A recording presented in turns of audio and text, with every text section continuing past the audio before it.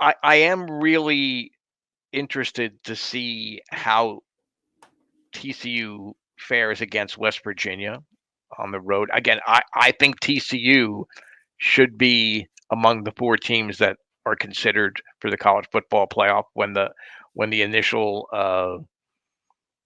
rankings or whatever you wanna call it to come out. It's not gonna play out that way because it never does, but, I wonder, does TCU really try to put, the cleats on the jugular of the Mountaineers, to say, "Hey, we are for real. You need to take us for real." And unfortunately, to sway voters and to sway public opinion, you kinda have to do that.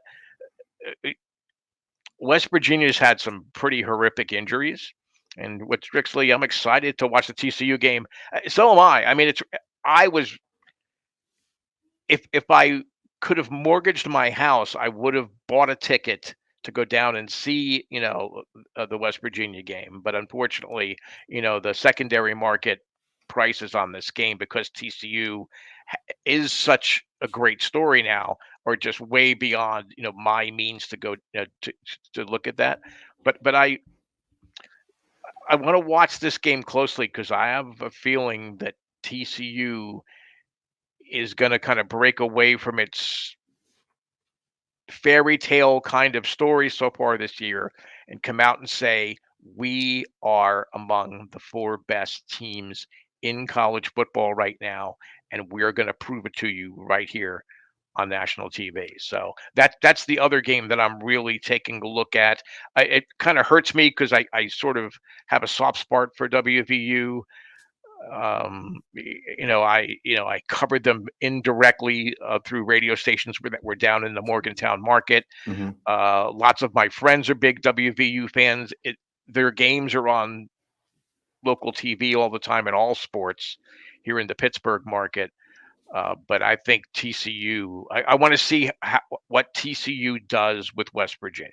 TCU is only a 7.5 point favorite against West Virginia. And the reason behind it is because we have seen West Virginia play some very good football this year. Hmm. And again, going back to the statement that we have made time in and time out on this show for the entire year, the Big 12 is a crapshoot.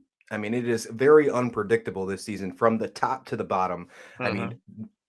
I had TCU at the bottom in my preseason predictions. I did not have them having this crazy season. Sonny Dykes has really took this team to, I mean, honestly, the promised land. When you look at the squad, though, could West Virginia have a game like they did against Baylor and upset the defending Big 12 champions and put TCU at their first loss? It could absolutely happen.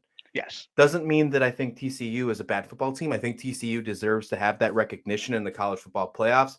We had talked about this on Monday when we had some scenario talks. The only way TCU is going to make the college football playoffs is if they run through the entire Big 12 gauntlet and don't have a single loss. They have to go Right. undefeated. I think they know that. If we know that, they know that. And I think that's going to make them play a different way. And this is going to be one of those great noon games on ESPN that's probably going to be on one of my screens. There's just so many good games this week. But with TCU, the Max Dugan story is absolutely amazing. It's one of the greatest stories. I mean, starting off as a backup and turning into, having stat lines and having record book numbers that only Hmm. RG3 can compare to in Big 12 history. Pretty impressive when you put yourself in that category in college football history. And then Quentin Johnston, I think, has been one of the most entertaining wide receivers in all of college football. He is very fun to watch. That guy catches everything. So I am really excited for this football game. I think TCU can take care of the 7.5 point spread. I'm not playing it because I don't know. West Virginia is just so damn unpredictable. Really is so unpredictable. So I'm just really interested in this football game. I'm taking TCU. Got another question for you. Have you ever witnessed the famed couch burnings? That must be a West Virginia question. I have. And it still amazes me. Well, first of all, this has been going on for decades now. So how is it that the Morgantown and University police departments aren't already staked out to stop it? It's a tradition that's embraced, as dangerous as it is. It's embraced, but yeah, it is something to behold. I mean, I've been to several WVU games. Morgantown's not that far from Pittsburgh even, so I've driven through and seeing these couch burnings. It's one of the quirkiest, weirdest fan base traditions in any sport at any level. But you have to laugh. I mean, all you can do is laugh about it. I don't even know what the origin of it is. I mean, you understand, taking down goalposts or, You whatever it understand would that? be. You understand taking Well, out goalposts and I throwing do them in a running onto river? the field. Every fan wants to believe that what they do is part of their team winning. So that's why they'll Right. wear the same jersey over and over again, or the same socks, or the same underwear, or eat the same foods. They really believe that by doing that,